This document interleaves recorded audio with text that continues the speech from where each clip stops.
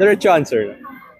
Okay, so this Students Week, in-expect ko na may magandang activities and syempre may mga organic encounter this Students Week. Yun lang. Ang nilook forward ko po is yung mga different events ng different colleges. And for me naman po is interacting with different people. Ako naman po, I'm looking forward to buying all the merchandise available. Anyways, Passport sales for free! Incentives po. We look forward to merchandises! Woo! Baon. Looking forward to get all those stamps! I'm looking forward for students' engagement and also to create community for us students, also to the leaders, also to the future leaders.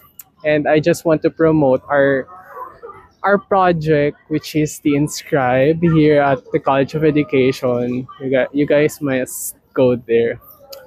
Enjoy siya. Thank you. Collaboration. This Students Week, I'm looking forward sa mga pa-freebies ng mga orgs dito sa UD.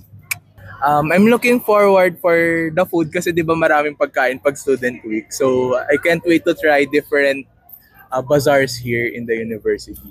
Kung meron man. Yun. I'm also looking forward sa cheese coin nila na patagal ko nang hinahanap. And yung other festivities, yung mga events ng SILAC, and yung next week yung Chasing Victory. Yun lang. What am I looking forward to Students Week? Siguro everything. We've prepared a lot. Of course, on our building, we've prepared the General Assembly. And of course, every event and Students Week event has been prepared for a while.